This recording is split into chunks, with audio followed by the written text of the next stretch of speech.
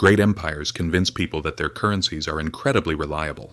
Every government claims its promises will last forever, and history proves them wrong every time. From ancient Rome to revolutionary France, from the Confederate South to modern Lebanon, people have woken up to find their savings worthless, their salaries meaningless, and their futures stolen by systems they thought were secure. Collapse is not rare. Collapse is the rule. The real question isn't whether financial systems fail. They always fail. The real question is, how do you protect yourself in the face of collapse? The illusion of permanence is the most dangerous financial mistake. We look at our bank balances and national currencies and assume they are the bedrock. But money isn't the bedrock. Money is trust, and trust can vanish overnight. That's why history is so cruel and so beneficial. Every collapse leaves lessons, patterns, and warnings about what truly preserves wealth and what crumbles to dust. And if you pay close attention, you'll see that the survivors of these disasters aren't the ones who trust the system most. They're always the first to question it. Let's start with the Byzantine Empire. It's known as the eastern half of Rome, which persisted 1,000 years after the fall of the Western Empire. At the heart of its economy was the gold solidus, a currency so reliable that merchants across Europe, the Middle East, and Asia accepted it without hesitation. For centuries, it was the closest thing the medieval world had to a global reserve currency. You'd think they'd learned from Rome's earlier disaster, the silver denarius, which emperors devalued until it became silver-plated pewter. We know this story. Rome emptied its money and emptied its empire.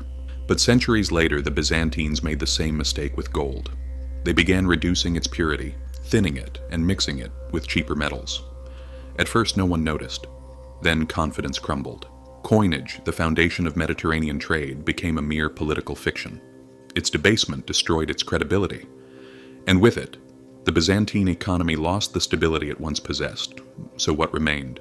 Not promises on paper, not official decrees. It was the merchants who secretly held real gold or lands beyond the reach of imperial manipulation who preserved their wealth. Here is the first timeless lesson.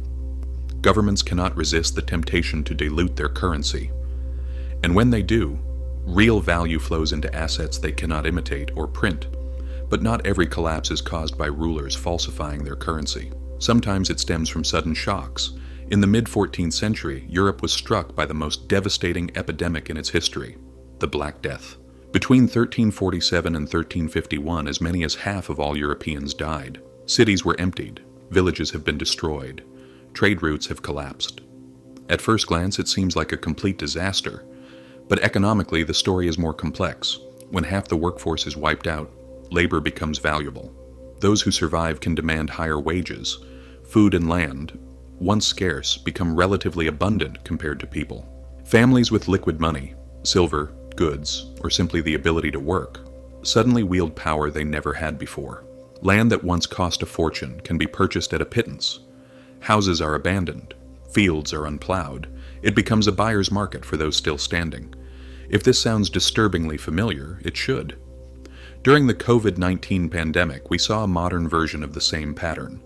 Supply chains are disrupted. Governments have printed trillions of dollars to prevent the machine from crashing. Those with liquidity, cash, credit, or hard assets, bought property, stocks, and companies. Those living paycheck struggled just to pay the rent. The profanity is clear. Pandemics redistribute wealth. They always have. Black Death survivors exploited scarcity to climb the social ladder.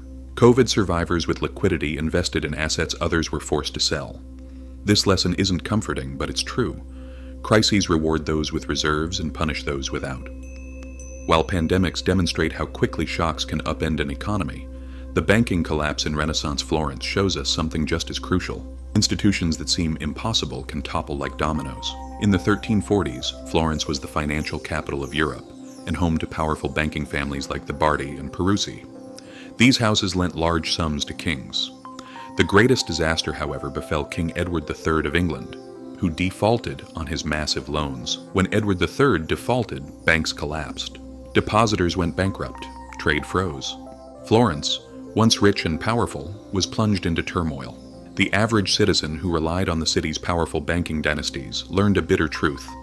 Size is not security. Reputation is not protection. Impossible to fail is a lie as old as finance itself. Institutions exist to make profits, not to guarantee your survival.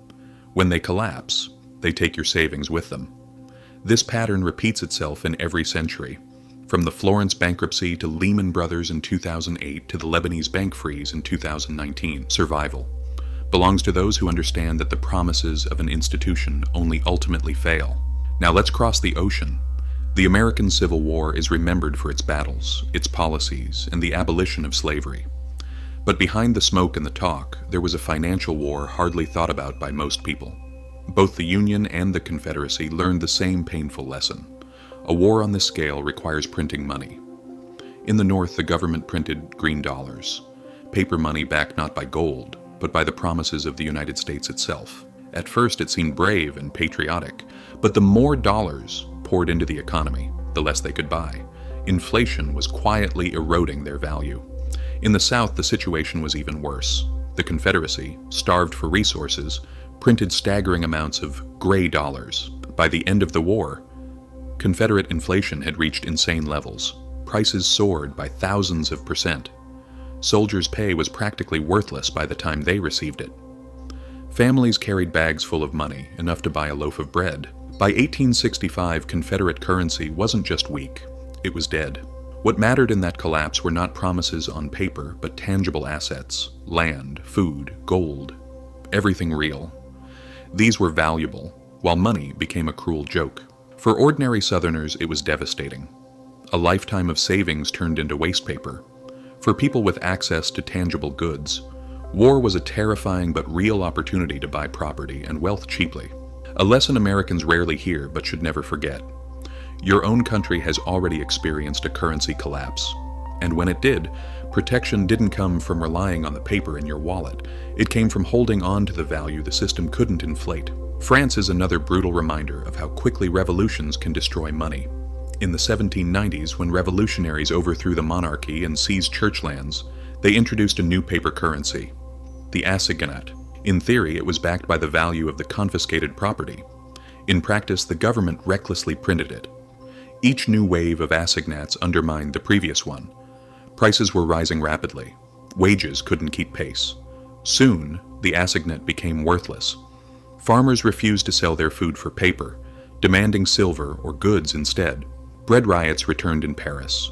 The revolution began to consume itself. The winners of this collapse were not those who held patriotic papers. They held food, gold, and property, things the government couldn't print. For ordinary Parisians, the lesson came too late. Promises, no matter how noble, are only as valuable as other people are willing to accept. When trust is broken, your savings don't just dwindle, they vanish. Fast forward 2 centuries, and the story repeats itself in Asia. In 1997, a speculative attack on the Thai baht triggered a regional financial crisis. Thailand had borrowed heavily in dollars, confident that its currency peg would hold. When it broke, its foreign-denominated debts became unpayable almost overnight. Investors fled. Currencies across Southeast Asia, Indonesia, Malaysia, South Korea, crashed in a chain reaction. Economies shrank. Unemployment soared. Governments turned to the International Monetary Fund for bailouts. Who suffered the most? It wasn't the panicking hedge funds. They escaped with a profit.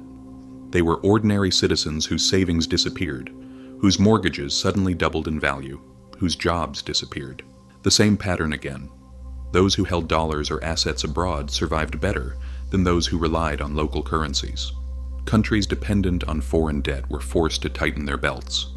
Meanwhile, global institutions bought assets cheaply. What appeared to be a local collapse was actually a global wealth transfer. The lesson is the same, from Byzantium to Argentina. Borrowing with someone else's money is a trap. When the storm hits, it's not the creditor who drowns, but the debtor. The picture should be crystal clear now.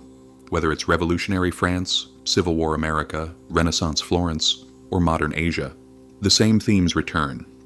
Paper money collapses. Debt shackles nations and families. Great institutions fail. Trust is shaken. And the survivors are not those who blindly believe in the system, but those who understand how fragile it truly is. The most chilling thing is that the collapse is not just something out of the history books. This is happening, just this. Between 2019 and 2021, Banks in Lebanon did something that still seems unfathomable to many people in wealthier countries. They locked the doors. Citizens woke up to find their investments frozen, their withdrawals restricted, and their currencies devalued. The Lebanese pound lost more than 90% of its value. A lifetime savings became pocket money. People queued up at banks begging for access to their own money, only to be told no. It wasn't just small savers. Middle-class families, retirees, doctors, engineers, everyone who relied on the system were wiped out. The lesson was stark. Your money in the bank isn't a treasure trove.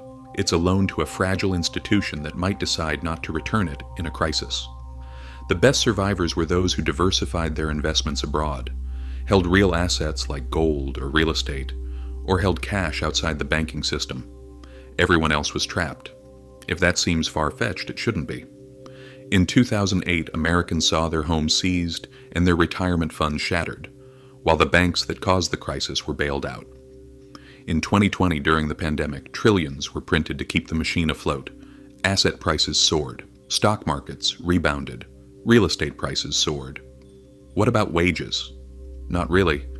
And in 2023, regional banks in the United States collapsed almost overnight as depositors lost confidence. A reminder that too big to fail is a story we tell ourselves until the doors close. So, how do you protect yourself when everything falls apart? History shows there's no single answer. It depends on the time, the place, and the form the crisis takes. In Byzantium, it was gold. After the Black Death, there was liquidity to buy abandoned land. In Florence, the giants refused to trust banks. In the Confederation, it was materials. In France, it was food and property. In Asia, it was avoiding borrowing in someone else's currency. In Lebanon, it was withdrawing your money before banks froze withdrawals. The order is changing. The theme remains the same. Survival comes not from blindly trusting paper or institutions, but from understanding one's true value when illusions collapse. And here's the paradox you must never forget. Collapse is both a tragedy and an opportunity. For the unprepared, it is ruin. For durable, liquid assets that cannot be printed, it is the perfect time to amass wealth at a price far below its original price. After the Black Death, peasants became landowners because there was too much land and not enough people.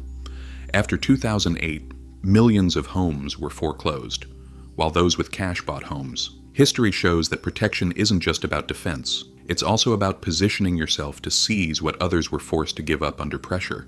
But wealth isn't just about what you have. It's also about what you can do.